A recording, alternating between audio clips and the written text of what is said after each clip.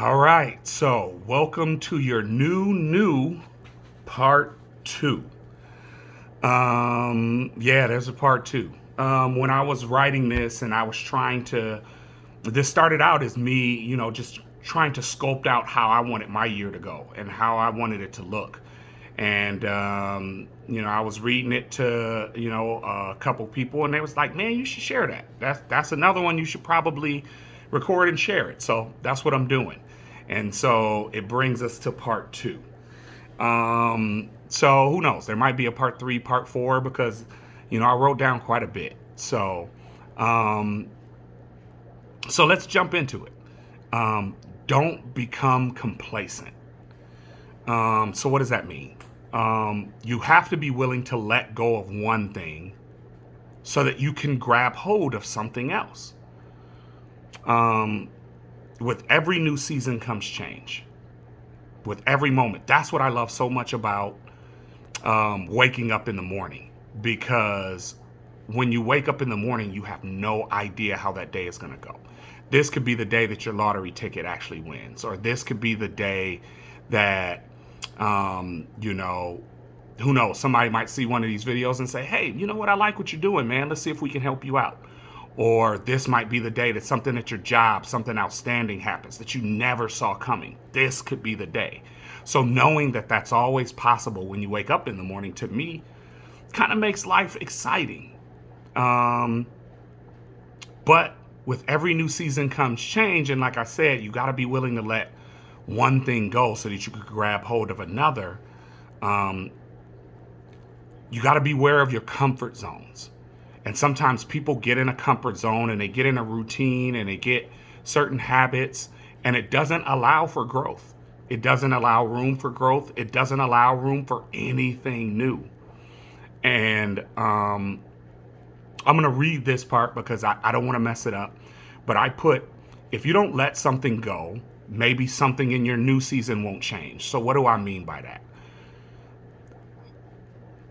If you're holding on to all of the things that you currently have, then there's no room to absorb anything else, which means, let's say the 3rd of January was meant to be the best day of your life, but you missed that opportunity because you were too busy holding on to old things, holding on to things that are a part of your comfort zone. So be careful. Don't allow your comfort zone to become your prison.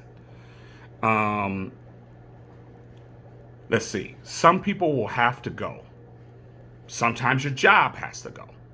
And then, you see what you get from it. But sometimes, not sometimes, in most cases, you got to let go of your past so that your future can live. So if you want something new, if you're looking to engage in something new, then just be prepared to let something go. Because we can only carry so much as humans. I put this down. The only time you want to see your past is to see how far you are from it.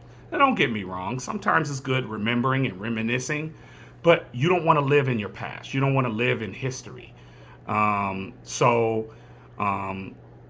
me see. What else did I put? So you can see the change on yourself and see that you are not who you used to be.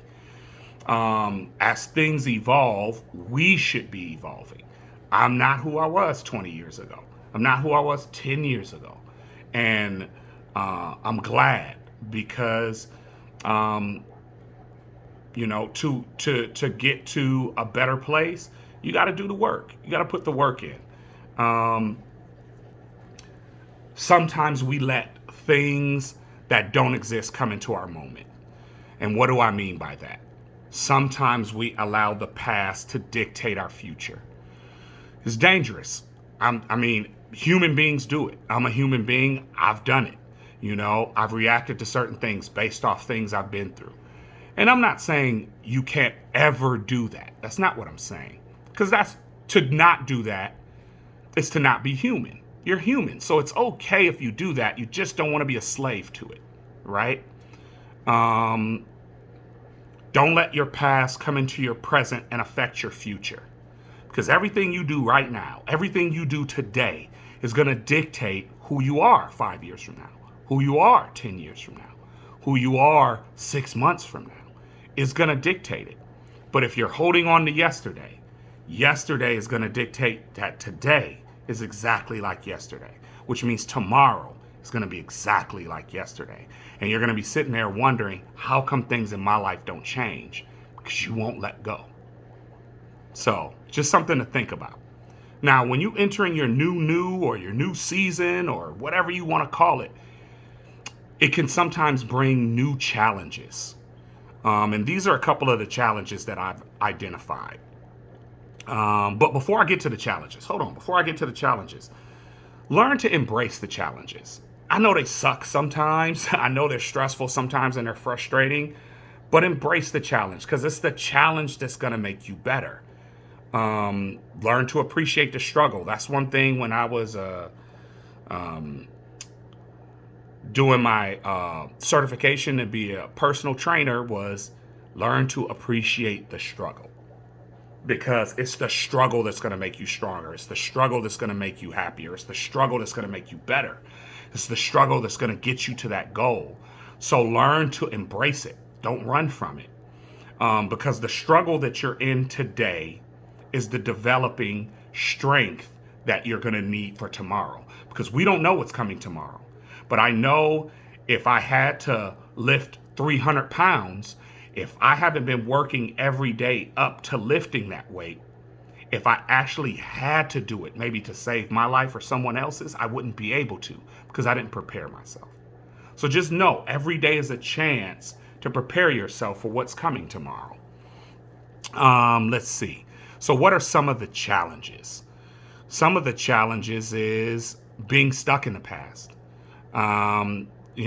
Instead of enjoying the present and appreciating the future. And I'm going to tell you something. If there's one thing that I've struggled with most of my life, is learning how to stop and smell the roses. I was never in the now. I was kind of the opposite.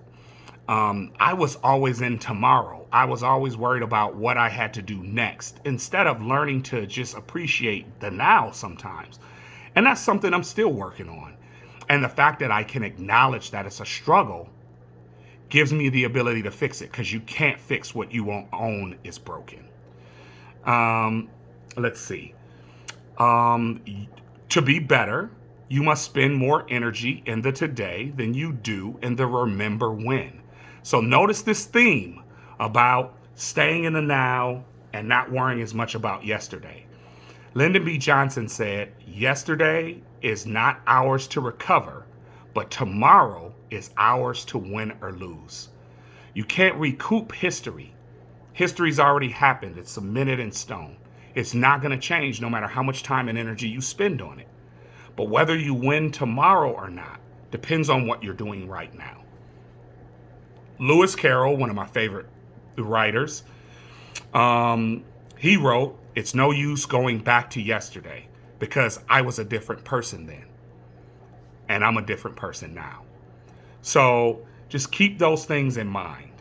Learn from yesterday, live for today, prepare for tomorrow, and don't waste time over yesterday's challenges, because I guarantee you, today's challenges are enough for today. That's all I got for New Part 2. But if you got some suggestions or maybe some challenges that I didn't even bring up that popped in your head, feel free to go there and go underneath and post them so I can have the chance to read it, because this isn't about talking to people. It's just about us having an opportunity to learn from each other. So if you like it, share it. If you don't like it, that's cool too. I appreciate you taking the time to listen to it. Man, enlightenment or thoughts of an enlightened man. I couldn't even get it right. G. Lewis, I'm gone.